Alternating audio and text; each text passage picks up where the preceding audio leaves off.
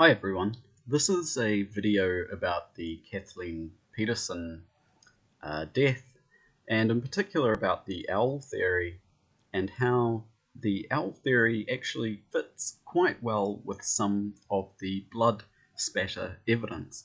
Now this isn't a photo that's available very easily on the net. I've managed to grab these from a couple of YouTube videos and then put them together as a single composite photo so that we can get a good impression of how the scene looked if you were looking down at where most of the blood was found at the foot of the staircase.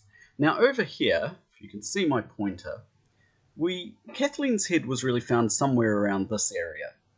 So her body's lying out here, and her head was somewhere in this area here. Now, that's very strange, because most of the blood loss from Kathleen was from the very deep and long wounds on her head, the two long parallel streaks on the left side and the two trident-shaped marks on the right that sort of inspired a lot of the owl theory to begin with. But as you can see, the area is almost entirely free from blood, which doesn't really make much sense, at least on the theory that Michael did it, and it certainly makes no sense, I think, on the theory that it was a fall. If that's where Kathleen's head ended up lying, that's where we should, I imagine, find at least quite a bit of blood, and it shouldn't at least be totally or almost totally dry.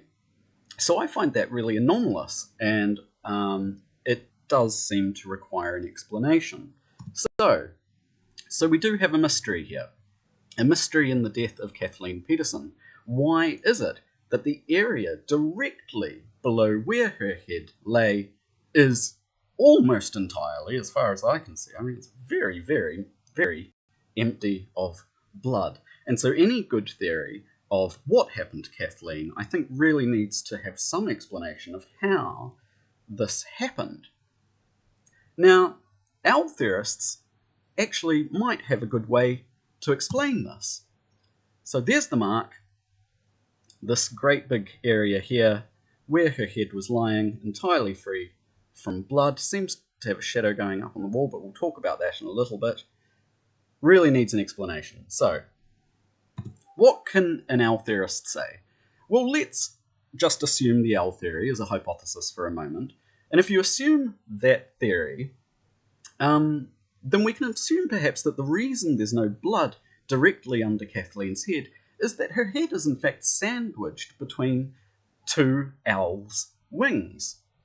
And of course, that means that we can only see the shadow, or the area that the blood couldn't reach, of the wing on the bottom of her head, or underneath her head, the sort of pillow between her head and the bottom step. So that might provide some kind of explanation here, especially since it seems that if you look at the shadow that is there closely, it does seem to be rather wing-like. So we'll just assume, and there's nothing wrong with that, for a moment, that, okay, owl theorists, this is a wing, but you might think, if that's a wing, now we have a prediction. And the prediction is that the area against the skirting board would have to have the back of an owl against it. And the reason for that is that we couldn't have, I think, the back of the owl over at the door to the stairs, because that's where Kathleen's body is lying.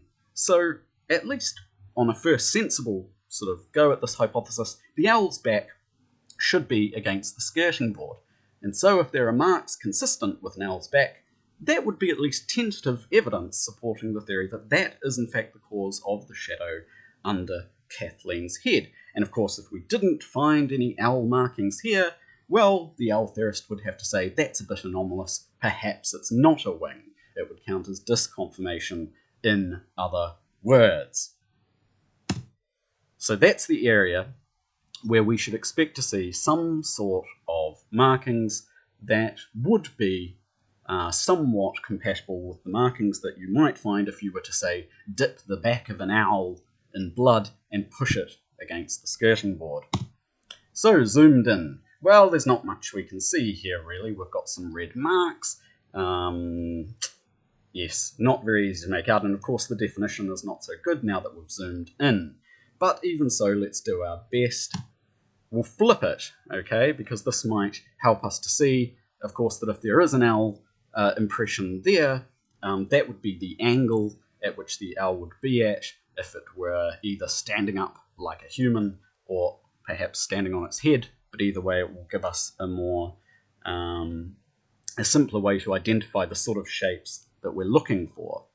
Now the problem here is that, well, the skirting board's very narrow because of the angle that the photo's been taken at, so we can't really get a very good look while the angle is like that. Now, I'm sure some people are cleverer than me, but the best I can come up with is to simply stretch out what we have there.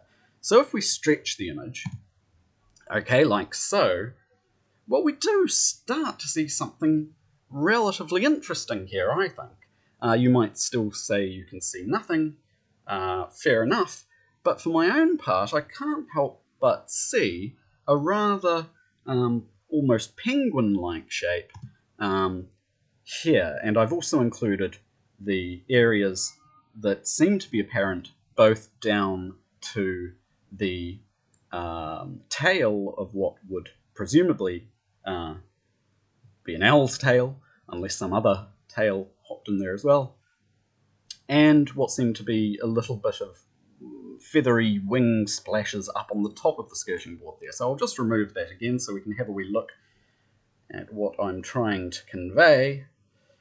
Right. Oops. Yes. And, right, something like this. It's not a very good overlay. I'm not a very good artist, but that's the best I can do. I'm sure you can probably see what I'm getting at, and if you can't, fair enough. I might just not be able to convince you of this one. Well, that's quite interesting anyway, and it seems to indicate to me something akin to, say, the shoulders of the back of a bird, and in particular the way that we have two symmetrical lines, one reaching out from here. You might need to be looking at this on a desktop to see that, but there is something of a line running out here, something of a line running out here, and of course we also have a dark line running up to what I'm presuming could be the head, but of course I might have this upside down. In any case, we have something of a symmetrical pattern, which would indicate, at the very least, some kind of biological origin, I would say, because of the smoothness and roundness of the shapes as well, unless we're going to say something like Michael Peterson killed Kathleen with a watermelon, or something like that.